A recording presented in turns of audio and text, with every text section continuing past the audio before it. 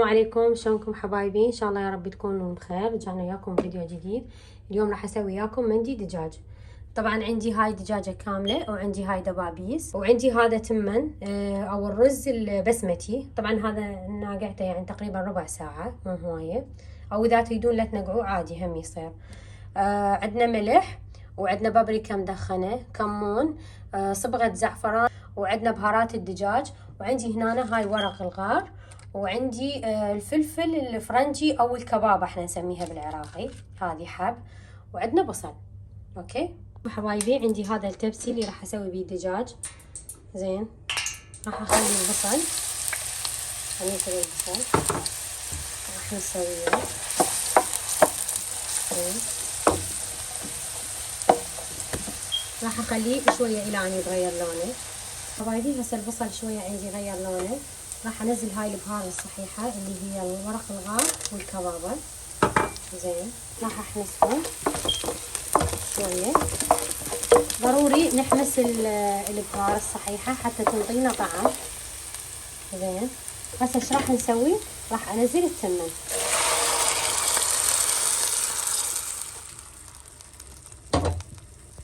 حبايبي هسه بعد ما نزلنا التمن او الرز راح انزل ملح.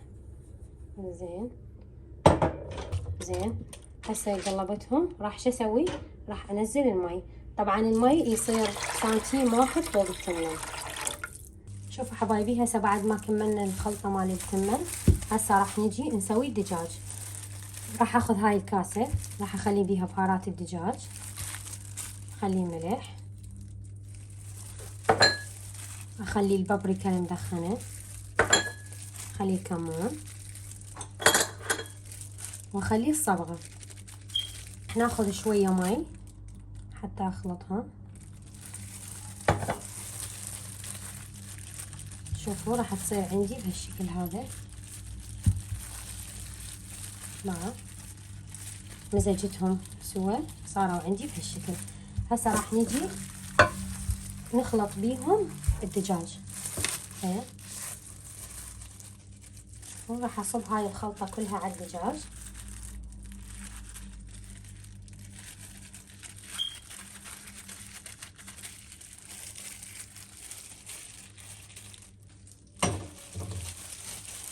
وامسح بيها الدجاج حتى شنو تاخذ الطعم كله. شوفوا حبايبي هسه هاي قطع الدجاج كلها صارت عندي بهالشكل هذا. حبايبي هذا الرز اللي سويناه، طبعا انا ما خليته لا على الطباخ ولا خليته يستوي، بعده مثل ما هو. شوفوا يعني بعده ما مستوي، بعده حب. زين هسه ايش راح اسوي؟ راح اخلي هاي السبايه، شوفوا راح اخليها وين؟ فوق هذا. طبعا اذا عندكم جدريه تدخل الفرن عادي، بس انا اللي عندي اياهم اليدات مالتهم بلاستيك، فما اقدر ادخلها للفرن. زين، فممكن تستخدمون هذا او بايركس حسب ما انتم تحبون. انا عندي هذا السبايه او المشبك، راح اخليه هيجي. راح ناخذ قطع الدجاج. زين، راح اخليها هنا هاي الدجاجه.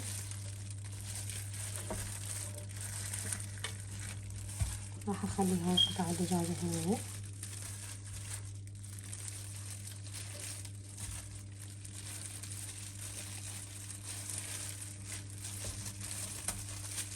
شوفوا حبايبي طبعا انا ما خليت بهارات للرز، لان عندي هاي البهارات اللي خليناها للدجاج هي اللي راح تنزل وتنكه، ما يعني شي ياخذ من شي مكان، يعني هي اللي راح تنكه لي التمن او الرز. ما حاجة انه اخلي لها البهار. زين، راح اكتفي بس بهذا. بس ايش راح نسوي؟ راح ناخذ ورق الزبدة نخليه بهالشكل هذا. ضروري ورق الزبدة قبل التصدير حتى البخار كله يتجمع وتستوي الدجاجة عندي بصورة كلش صحيحة. زين، راح اجي على تصدير هالموضوع.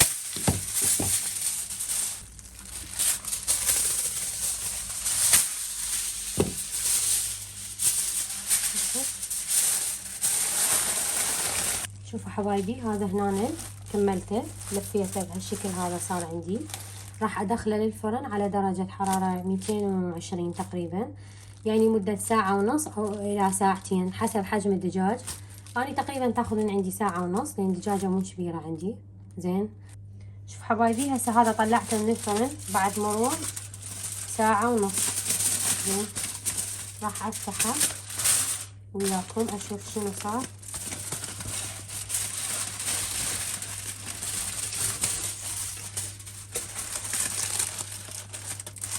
شوفوا البخار، اهم شي البخار ينحبس عندكم حتى شنو التمن يستوي والدجاج يستوي. شوفوا باع ما شاء الله، بسم الله. حبايبي هذا شلت السيفون من عنده، باعوا البخار. تشوفون الدجاج طبعا مستوي، باعوا كله مستوي الدجاج وذايب. هسه ايش راح اسوي؟ راح اشيله، راح اشيل بس هاي السباية اخليها بالفرن ياخذ لون من فوق الدجاج. حبايبي هذا الدجاج اخذ لون عندي، شغلت الشواية عليه، شوف شلون صار. بس خليت هاي الفحماية راح اخلي زيت فوقاها. شوفوا حبايبي راح اخلي زيت فوقاها ورأسا احد عليها. زين،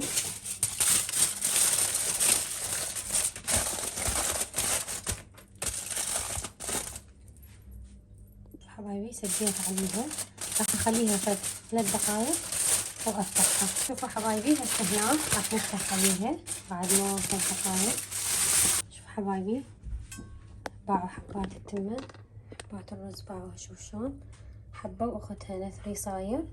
زين، طبعا اني هذا التمن عندي كلش قوي، يعني يتحمل ماي ويتحمل يعني ايش قد ما انقعه يتحمل عادي يعني.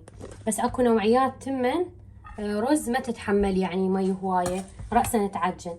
فانتو اذا عندكم هاي النوعيه يعني اللي ما تحب مي هوايه لا تنقعوه، رأسا اطبخوه. هنا حبايبي راح نخلي الدجاج، شوفوا ما احكي لكم طبعا ريحة الدخان مو طبيعية. زين، راح ننزل الدجاجة مالتنا بالطريقة هاي بهالصورة. زين، شوفوا حبايبي شلون صار عندنا الطبق. زين، سويت وياه هذا الدقوس، شوفوا. زين، علينا وعليكم بألف عافية. لا تنسونا باللايك والاشتراك. مع ألف سلامة.